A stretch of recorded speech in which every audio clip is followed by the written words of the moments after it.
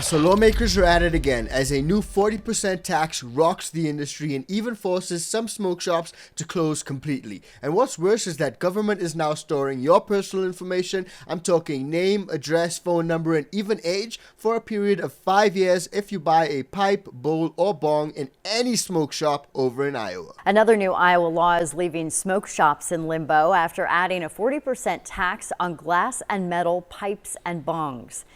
Senate File 345 was quietly passed at the end of the last legislative session. It took effect January 1st. In addition to the tax, the law requires smoke shops to pay a $1,500 sales permit and requires a record of devices sold for 5 years.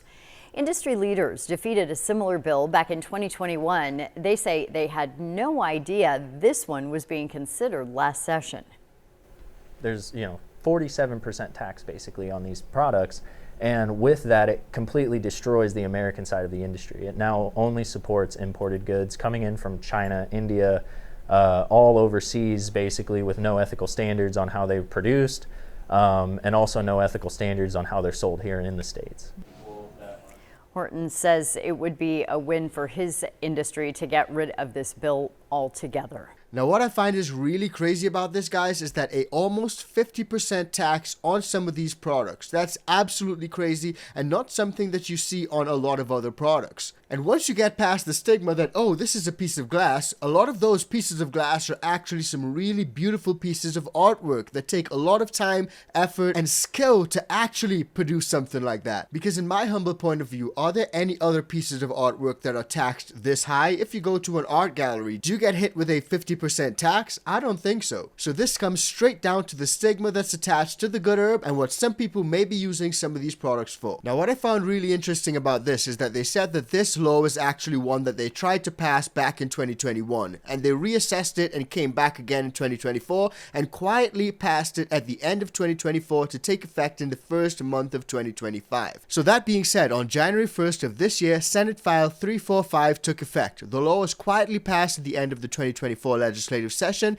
and imposed a 40% tax on glass or metal smoking devices such as bongs or bowls. And additionally, the law required smoke shops to pay a $1,500 sales permit yearly. So it's hard to think that this is not just all a money grab rather than regulation. A 40% tax and a $1,500 annual fee, that seems like a lot of money for me. Now, it's not just that, but what's also pretty concerning is that under the new law, business owners are also required to keep a record of devices sold for 5 years, and also they must block anyone who's under the age of 21 from even seeing any of these products. So some shops had to remove the devices from their windowsills or black out their windows entirely so no one can see inside of their stores. And again, this is added cost, extra cost onto these small businesses that are already just trying to survive. And as one business owner says, they really made it hard to operate. But let's hear what other folks have to say. The new law went into effect around 3 months ago, and several shops have already had to close their doors. Almost exactly 10 years to the day Brandon Long opened High Class Glass in Ames, the smoke shop that once sold locally blown glass now sits empty. Seeing it like this, so I don't know, dusty and untaken care of and just waiting for the next tenant to come, and it was definitely heartbreaking for sure.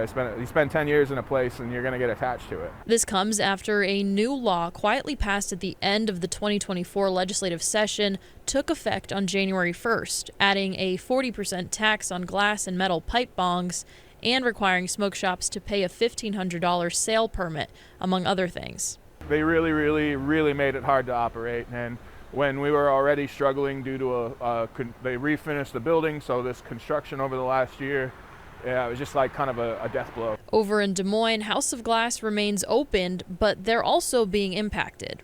If we didn't own the building, we would probably be having a very different conversation. The owner had to let go of 2 employees and take themselves off of the payroll to be able to provide for the 2 staffers they have left. There's this saying in the business world that if you can make it 5 years, you're gonna make it. Well, if you've made it 30 years and now can't make it because of swift actions and taxes levied by the state, who can? And I don't think that's a great look for Iowa's business community. House of Glass here in Des Moines is trying to help the businesses that have shut down so far by purchasing their inventory.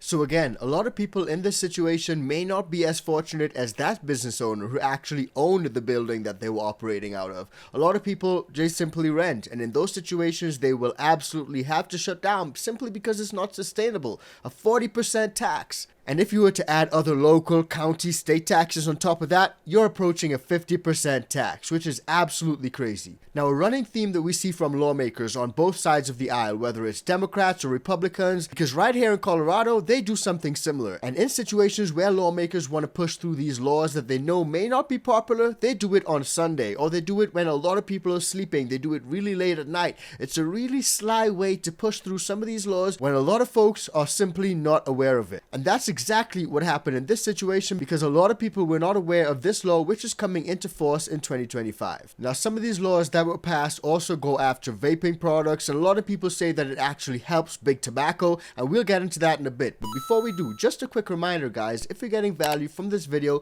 please do like, share, and subscribe to the channel. And if you want to support us further, join the ICANN VIP Bean Club, or just buy us a cup of coffee. And if you happen to be a home gardener, try the ICANN Organics. Use the code LEGAL. It works on the bundle and the beans. In just a few days, an Iowa law taxing glass pipes will go into effect. Maddie Franz shows us how it may affect a glass-making couple in Muscatine. The Oxyglass studio inside a Muscatine home produces all kinds of art pieces. Memorial artwork, marbles, pendants, earrings, rings. Husband and wife team Timmy and Tori DePaul started branching out last year. But I would say the pipes are still like 75% of our business. Right. The DePauls sell in craft fairs on both sides of the river and to local smoke shops. My job is kind of boring, but it also is very soothing at times. But in the new year, an Iowa law will make their business more expensive to run. For any small business, it's just another big bill on top of already being kind of hit from being taxed for On everything. Yeah. It adds a 40% tax to glass and metal smoking devices and requires retailers to buy a $1,500 permit every year. They also need a tobacco license and have to conceal devices from anyone under 21. Money from the tax and licenses goes to specialty courts and diversion programs. Those are intended to help those struggling with mental health or substance abuse issues. People are not going to pay that when it's convenient just to go to Illinois. But the DePauls say larger shops sell imported products at a fraction of the cost, meaning those customers also pay a smaller tax. The only thing they're doing is actually helping those cheap, convenient pieces be accessible. They say it will also send customers to Illinois. Yeah, it's going to directly affect them coming to us if I'm paying forward the price to them. And then if I eat the cost, then I can't really afford to do business. In preparation for the new law, the DePauls say they'll apply for the right permits and sell where they can. We're trying to diversify in a lot of different stuff. And pendants usually sell a lot. Tori asks those who disagree with the law to write to their state senator. All that we really have control over is spreading the word and writing to the people that are in charge. So as you guys can see, a lot of people are not happy with this law which is put into place. But also, when a lot of people are not happy with these laws, that's when lawmakers try to push it through really quietly. And again, that's what happened in this situation. But some of the effects that they're going to see from this law being in place are probably not what they expected, because a lot of people will simply, like they said, go over to neighboring states, for example, Illinois, and buy their glass pieces over there. But also a lot of those larger glass businesses who import a lot of their products and import a lot of those cheaper glass products are still going to be able to sell them and be able to make some money off of them. But the quality of that product is going to be a whole lot less quality. Now, I have a few glass pieces myself, but they may not be the most expensive. Now, I've seen some of these glass pieces range from $5,000 to $10,000 to even $15,000 and $20,000. A lot of these glass pieces are custom one-of-one pieces, and some of them are really, really beautiful artistic pieces with intricate designs. And that being said, there are a lot of people who actually collect some of these glass pieces because, again, it's a form of artwork. So to me, to be taxing some of these people and also keeping a register of their information is absolutely crazy. Now, some of these laws actually also target vaping products and stuff like e-cigs, and a bunch of companies have actually come together and filed a lawsuit against the state claiming that this law actually helps the tobacco companies. Check it out. Business owners who sell glass and metal smoking pipes say a new state law could kill their business. The law that regulates and taxes those devices goes into effect January 1st. KCCI senior reporter Todd Magel visited a smoke shop on Des Moines South Side and has the details of this dilemma. It feels like taxation without representation. Rachel Gulick is worried. The sale of glass pipes for smoking tobacco, hemp, and other products makes her a good living at her House of Glass shop. But a new state law that goes into effect Wednesday could send Gulick's business up in smoke. Could any industry be able to absorb a 40% increase anywhere? The Iowa legislature passed the devices law last winter. It requires a new excise tax of 40% on certain smoking devices. It also requires retailers to buy a $1,500 yearly permit. Device retailers also have to file a report of the names and ages of customers. Are bartenders expected to get names and ages of every person they serve in a bar? No. They literally came and chopped off our heads. Zarin Horton owns several glass pipe shops in the metro. He says he may have to suspend sales and that state lawmakers simply want to put him out of business. They passed it at the very end of the legislative session, so nobody even heard about it until they sent out an email basically stating, here's what's happening, here's your taxes, deal with it. Horton and Gulick are hoping they can get more information on how the state will enforce the new law. Until then, at the end of the day, people should be able to buy things for their personal enjoyment and not have to pay, the taxes. And that right there is a big problem, guys. The double standards. Do people have to give all their information, name, address, firstborn son, when they go to buy a bear or when they go to buy glasses for their bears? Come on, guys. The double standard is absolutely crazy. And I could see why some people may be thinking that this may be a good thing, regulating the tobacco industry, but a lot of people use these products not just for tobacco, but for the good herb. And if we're being real, a lot of people use these products for the good herb as compared to tobacco. When last have you seen someone hitting tobacco in a water pipe? It feels like it just doesn't really happen. Now on that note, let's have a look at some of the Iowa vape companies that have filed a lawsuit alleging that this new law actually helps the tobacco companies. Stop to new state laws and regulations from going into place. To put a stop to new state laws and regulations from going into place. KCRG TV9's Brian Tabak spoke to one of the companies who contend that these laws only help big tobacco companies. The owner of Central Iowa Vapors, which has 15 locations across the state, says these new laws are really going to restrict what companies like theirs can sell. And it's tobacco companies that will benefit. Good, how are you? When you walk into Central Iowa Vapors in Cedar Rapids, 43 even. It's wall to wall with e-liquid flavors and the latest in technology. It's something founder Susie Sharif says she started after it helped her quit smoking. I saw that it worked. I saw a need in Iowa. There were no other shops, so we opened the first shop in the state of Iowa. During this last legislative session, a bill was passed and signed into law, which she says will severely limit what her company can sell.